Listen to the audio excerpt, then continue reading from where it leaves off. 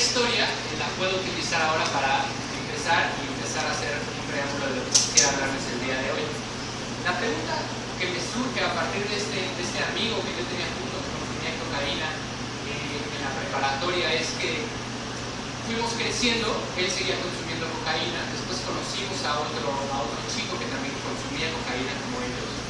Recuerdo que alguna vez me dijeron que se habían ido de fiesta y en tono de broma uno de ellos me dijo: es que ayer consumimos tanta coca como para matar a un toro. Y yo: ay, pero ¿cuánto es eso?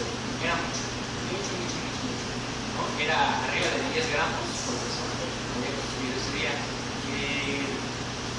Pasó el tiempo, yo los dejé de ver, no eran muy mis amigos, y un día me encuentro a uno de ellos en la UNAM, ya que estudiábamos en la universidad.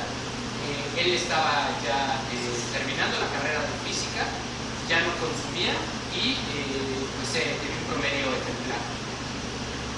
Quizá pasó un año más y me encontré al otro, ¿no? Amigos, se habían separado igual. El otro no había estudiado nada, seguía drogándose, pesaba, yo creo que 40 kilos máximo, ¿no? Ya traía esta mezcla de cocaína y después Valium para bajarse el viaje y después cocaína otra vez. Hoy en día no sé si siga vivo, la verdad no tengo la más remota idea. Sí sé que el que estudió física sigue vivo, ¿no? Y tiene un muy buen empleo y salió muy bien de la UNAM. La pregunta que yo les podría, que les lanzo hoy es: ¿qué habrá pasado si los dos consumían suficiente droga como para matar a un toro? ¿Por qué uno salió, entre comillas? ¿Por qué uno existe todavía y el otro no? Preguntémonos un poco alrededor de eso. Quisiera empezar ya a platicarles, más que leerles mi ponencia, pero quédense un poco con esta historia en el tintero, a ver si podemos rescatar algo de ello al final. Empezar. ¿Qué es un adicto? ¿Qué es una adicción? ¿Se han preguntado? Estas jornadas son para eso. ¿Qué es un adicto? ¿Qué es una adicción? Se trata de un... si quieres pasar, pones la piscina. Ahí está, ¿no? ¿Qué es un adicto? ¿Qué es una adicción? Si nos preguntamos a fondo, se trata de un patrón de conductas, ¿no? Lanzamos un poco esa pregunta. Se trata de una estructura de personalidad, se trata de un tipo de personalidad. Mis dos amigos, vamos a ponerles nombre: Ángel, el que existe, y Max, el que se pierde. ¿Cuál es la diferencia entre ellos dos? ¿Es un patrón de conductas? ¿Es una estructura? Bueno, hoy les digo que para el psicoanálisis el problema de las drogas es estructural. Tenemos dos estructuras de personalidad completamente diferentes, en el caso que les propuse hace unos segundos. Hablamos en el psicoanálisis de una serie de elementos que escapan a una noción simplista de la conducta compulsiva. Para el psicoanálisis la adicción no es nada más un repertorio de conductas compulsivas, ¿no? de este acto de estar repitiendo el consumo, nada más, ¿no? Nos referimos en el psicoanálisis a una serie de elementos subjetivos que suponen una relación particular con el objeto llamado droga. Es decir, el psicoanálisis observa al adicto como un sujeto que tiene una relación muy particular, muy peculiar con este objeto que llamamos droga. Hoy les trataré de hablar sobre cómo es esa relación de este sujeto con el objeto droga. Se ha dicho repetidas veces en los medios que el problema de las adicciones tiene que ver con un tema social, que es un inconveniente de nuestros tiempos. Yo me preguntaría un poco eso, ¿no? ¿Es un problema de nuestros tiempos? Porque si revisamos la historia, el consumo de sustancias, vamos a decirlo como la OMS, una droga es una sustancia ajena al organismo que cuando entra en él afecta al sistema nervioso central, ¿no? El consumo de estas sustancias a lo largo de la historia se ha hecho. De hecho, hay un gran antropólogo mexicano que tiene la idea, es una idea loca, a mí me encanta, por la pregunta de cuándo surgió evolutivamente la conciencia, ¿no? Es una muy buena pregunta para los que van en primer semestre, segundo semestre, preguntarse cuándo pasamos de ser, ¿no?, un simio, un changuito que no tiene conciencia de sí mismo, a ser un hombre, un homo sapiens que tiene conciencia de sí mismo. Este antropólogo sugiere, en una idea loquísima, que el surgimiento de la conciencia es en un momento donde un mono bajó de un árbol, se encontró unos hongos y se los comió. Y en el viaje alucinó que no, cobró conciencia de sí mismo. Está padre, ¿no? La idea, está padre que con un hongo alucinógeno él pudo tener conciencia y de ahí nos arrancamos. Bueno, ¿a qué va esto? Entonces yo tendré la satisfacción plena. Es una promesa, como toda promesa, pues no es una realidad. Entonces, si puedo comprar este cafecito, ¿no? Entonces podré tenerlo todo. Por solo 87 pesos la taza de café, se me promete la satisfacción plena. Si yo tengo, por eso funcionan estos, ¿no? O sea, el otro día en Cuernavaca, yo vivo en Cuernavaca, estaba parado en un alto y pasaron unos chicos que, sin afán de discriminar, uno sabe cuando alguien puede comprar un café de estos y es de diario y cuando otras personas no. Bueno, estos chicos sería que no pueden comprarlo diariamente, pero lo traían, ¿no? Además de esa minoría, ¿no? Todo eso que cuesta más y que además a mí a veces me parece una ridiculez, pero tampoco puedo escapar de eso y voy a tomar café.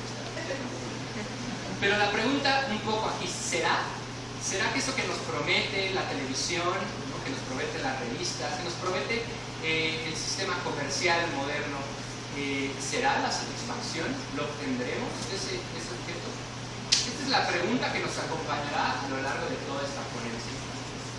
La promesa de que un objeto nos puede dar la satisfacción plena. ¿Será que encuentro en algo la satisfacción?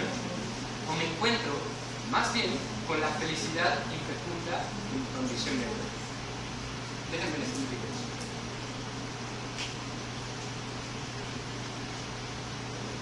Para el psicoanálisis desde Freud, Freud entendió que el sujeto neurótico, todos nosotros, que vive en cultura y vive en ley, vive de alguna forma también con una herida, la herida de que tiene que estar buscando cosas, tiene que estar deseando cosas, quizá obteniendo esas cosas, pero encontrando que esas cosas no le dan la satisfacción que él buscaba, ¿no? Por eso nos lanzamos a nuevas cosas diariamente. Todos ustedes, la mayoría de aquí, quieren ser licenciados en psicología o ya lo están haciendo, y de verdad creen que cuando les den el título, ¿no? Ya van a tener la satisfacción plena y decir, mamá, mira, soy licenciado, ¿no?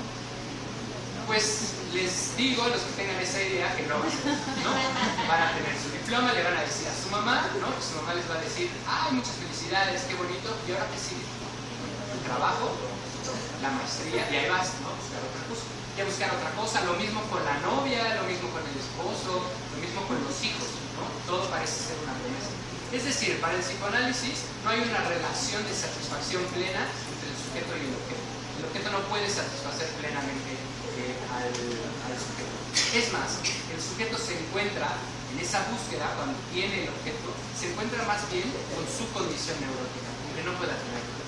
Yo creo que todos los que estamos aquí hemos sentido esta herida que es el amor. ¿A qué me refiero con esta herida o este dolor con el amor?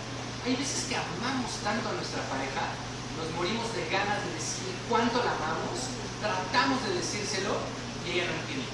Y ella no puede darse cuenta. O sea, le llevamos chocolates, canción, serenata, ¿no? Y nos quedamos con unas ganas de que de verdad sepa cuánto la amamos, pero no se puede esa transmisión. Vayamos más fácil. Hemos intentado producir un objeto de goce pleno, ¿no? Es decir, hemos producido en la modernidad objetos, ¿no? Ferraris, Renault, iPads. Estamos tratando de hacer un objeto que nos dé satisfacción plena. Lo hemos envuelto bonito, lo hemos vendido caro, claro, todo lo bonito cuesta. Siquiera son celos que yo cuesta. Lo envolvemos bonito, lo vendemos caro, prometemos una satisfacción inmediata con ese objeto, placer continuo y perecedero. Pero el costo de este mecanismo de la modernidad ha sido alto. Y aquí voy a citar un texto de Julio Ortega Bobadilla, les recomiendo mucho la lectura de este autor, aunque pongan cartapsi.org en internet, se van a encontrar una de las revistas psicoanalíticas mexicanas más importantes online, en línea, y su director es Julio Ortega Bobadilla. él tiene un texto sobre adicciones y de ahí extraigo lo que sigue. Se los voy a leer textual, después platicamos un poco sobre él. Dice Julio, la farmacopea ha fracasado en eliminar el deseo humano por obtener respuestas frente a preguntas insolubles. Y la gente se refugia en la religión, las sociedades secretas, las terapias alternativas, los placebos y otras formas de esclavismo que ofrecen seguridades que no brindan los fármacos.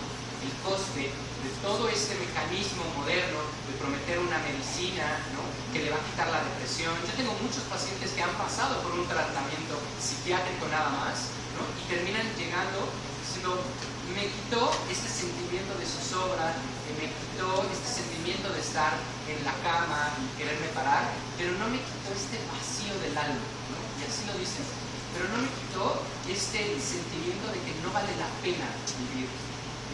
Eso es la falla en la farmacopea que aduce aquí Julio. El coste de ofrecer un producto que va a dar la satisfacción plena o la panacea en este sentido ha sido muy alto. El coste ha sido la violencia social, la polución, el cambio climático. Ayer en las noticias salió una imagen curiosa, ya saben, estas a veces tonterías que hacen los gringos, tienen mucho tiempo y mucho dinero, yo creo, porque hay una página que se llama stupidfacts.com, ¿no? O sea, datosestúpidos.com, y es un tipo, yo creo que debe ser uno, pero a lo mejor son 5 que se dedican a hacer cálculos estúpidos, ¿no? Y lo ponen online y venden un montón. Bueno, ayer salió en las noticias que hicieron el cálculo de si contamos todos los iPhones que han vendido Apple a lo largo de la historia, qué edificio haría, y haría un edificio 2 veces más grande que el Empire State. Hicieron la imagen y todo eso, ¿no? Imagínense la destrucción del ambiente, ¿no?, la polución que produce el deseo por ese objeto, ¿no? Y además, ese deseo por ese objeto es una esperanza. Eso lo sabía perfectamente Steve Jobs. Yo no sé por qué estoy ahorita tan metido en esto del iPhone, pero el que diseñó esto del iPhone, me estoy desviando por ahí. Bueno, él tenía una frase muy famosa. Un día juntó a toda su gente de marketing y les dijo, a ver, vamos a diseñar, ustedes me van a diseñar la campaña para el nuevo teléfono que vamos a hacer. Y entonces el grupo de marketing le dijo, muy bien, lo primero que tenemos que hacer es hacer una consulta a toda la gente para saber cuáles son sus necesidades, lo traemos aquí, hacemos el estudio y sacamos el producto. Y Steve Jobs les contestó, ustedes están completamente equivocados, la mercadotecnia está equivocada, ¿no?, y nosotros vamos a hacer que esto cambie. No se trata de ir a preguntar al cliente, eso está en la biografía de Steve Jobs, esta famosa que tiene su cara, ¿verdad? La mercadotecnia tradicionalmente ha sido esa, decirle al cliente qué necesita y produzco lo que necesita. Y Steve Jobs dijo, vamos a cambiar esto para siempre. Nosotros vamos a hacerlo diferente. Nosotros vamos a hacerlo al revés. Nosotros le vamos a decir al cliente qué necesita y se lo vamos a dar en ese momento. Piénselo muy bien, y esto es un cambio en la modernidad importantísimo, ¿no? Yo no necesito un iPhone 5, un iPhone 6, pero cuando sale, no sé qué artilugios mágicos y maleficios, ¿no? Pero lo veo y digo, no necesito, ¿no? Imagínense, ¿no?, cuántas personas no hacen eso, que han comprado tantos iPhones como un edificio 2 veces el tamaño de iPhones. Eso es a lo que nos estamos refiriendo, Julio, yo, esta parte de la presentación. El costo ha sido alto, ¿no? El costo ha sido un esclavismo que ofrece inseguridades que no brindan los fármacos, los objetos. El costo ha sido alto, violencia social, polución, cambio climático. Y no hemos podido eliminar para nada, por más que la modernidad ha intentado producir este objeto de goce continuo. ¿Leyeron El Mundo Feliz?, ¿no? Huxley. Bueno, la idea es crear el sombra, ¿no? Esa es la idea de la modernidad. Poder producir esta sustancia que da pleno placer, ¿no? ¿Se acuerdan de eso? Pero no lo hemos logrado. Es decir, en términos que nos toca hablar aquí, no hemos podido para nada con el malestar en la cultura que Freud nos enunció hace ya más de 6 años. Así, hemos sentado con esto, he iniciado esta charla sentando las líneas, en el lugar más recóndito puedo tener yo placer. No es un placer individual, digamos, narcisísticamente individual. Es decir, prescinde del semejante. Y se efectúa en en una ilusión, es decir, hay una fantasía inconsciente, hay una tendencia inconsciente a una refusión, volverse a fusionar con el otro materno, es decir, con la madre. Remitimos a una historia de Freud, a una idea de Freud, de que en el origen éramos uno con la madre, ¿no? En el origen no hay separación entre el bebé, no sabe que está separado de mamá ni que está junto, hay una unión, ¿no?, ahí con la satisfacción plena. Imagínense estar en el vientre de mamá una vez, ¿no estaría riquísimo? No hay hambre, no hay frío, no hay deudas, no hay hijos que estén nada, está rico, calientito, durmiendo todo el día. A eso, esa refusión con lo materno, parecería que esta es la idea fantasmática en el consumo, ya que el consumo se dirige a la ilusión de una satisfacción plena. Y Freud dice, quizá la única satisfacción plena que hemos tenido ha sido esta fusión con la madre. Ajá, refusión, dice la cita que les acabo de leer. Refusión, volverse a fusionar a la madre antigua, nos suena en psicoanálisis a perversión. Búsqueda de un goce no fálico, sin límite, nos suena a perversión. Todo esto lo trabajamos ahora en el Centro Psicoanalítico de Guanajuato, en Kiev, esta cuestión de la perversión, y trabajamos muy intensamente sobre la cuestión de que una estructura perversa sería esta, que está buscando, pero que está renegando, que está diciendo no existe la ley para mí, ¿no? La ley no se me aplica. ¿Ah? En este punto entonces la cita coloca al adicto entre una psicosis y una perversión. No necesariamente tiene que ser un perverso ni un psicótico el adicto, pero generalmente son neuróticos con este sueño de perversión, con esta idea de que existe un placer pleno. Yo espero que todos los que estemos aquí no tengamos una estructura donde pensemos que existe el goce pleno, ¿no? Pero esa es la posición neurótica. La posición neurótica es aquella que asume que no hay un placer pleno. La busca, lo buscará, ¿no? Lo intenta, pero se detiene antes. Este se detiene antes es el punto importante que voy a mencionar más adelante. ¿Por qué nosotros, no? Espero, la mayoría de aquí, o bueno, regresando a mi ejemplo, ¿por qué mi amigo Ángel se detuvo para estudiar física? Es exactamente porque en algún punto se asustó de lo que estaba pasando ahí. En algún punto se dio cuenta que ese camino no era el que deseaba. En algún punto se dio cuenta de su deseo, ¿no?, que era ser otra cosa. Max no se dio cuenta de eso. Max se debió de haber quedado fuera. Regresaremos a este ejemplo un poco más adelante. El drogadicto vuelve por un escaso instante a volver a ser bebé de brazos. Vuelve a ese placer pleno de estar abrazadito por mamá, no necesitando nada, alucinando la vuelta a la completud en el vientre de su progenitor. Nada puede satisfacerle más que ese estupor situado más allá de la racionalidad y el pensamiento. Ese acto de completud lasciva y en el fondo incestuosa sustituye a cualquier operación simbólica. Esto básicamente es lo que les expliqué hace un segundo. ¿Me podrías pasar a la que sigue ahora? Miren, les voy a ir pasando imágenes que son pinturas de adictos para poder transmitir esto que voy a empezar a hablar ahora, que es la pasión, ¿no?, el dolor del adicto. Escogí esta por el gesto, ¿no?, por el grito, ¿no?, que igualmente es un grito de dolor, pero un grito de placer también. Recuerden, el grito está en los dos, el grito está en el espanto, pero también está en el orgasmo, ¿no? El grito se encuentra alrededor de estos dos, y esa imagen me parece central para lo que viene. En términos de Lacan, parafrasear, ¿no?, y no habrás llegado. Esa es la promesa de las adicciones, y esa es la promesa de la droga, ¿no? Eso es lo que se siente increíble, que se siente así, como dice el personaje. Como ustedes lo van a ver en la película, toda la película es sobre esa línea, y esa es exactamente la línea que trataré de discutir ahora. ¿Qué podemos hacer con un adicto? ¿Qué podemos trabajar con él? ¿Cómo podemos verlo clínicamente si la noche anterior en la fiesta, digamos, ha tocado a Dios? Si la fiesta anterior ha sentido un placer inconmensurable, más grande que tu mejor orgasmo multiplicado por 1000 y todavía ni siquiera te has acercado, ¿no? Les digo eso y es probable que a muchos de ustedes se empiecen a poner como las manos sudorosas así de, ay, sí se me antoja, ¿no? Claro, ¿qué puedes hacer con un tipo que la noche anterior se puso una super jarra con sus amigos, se la pasó cantando y gritando y está contentísimo de ese? ¿Qué puedes hacer con alguien que en el consumo encuentra su placer?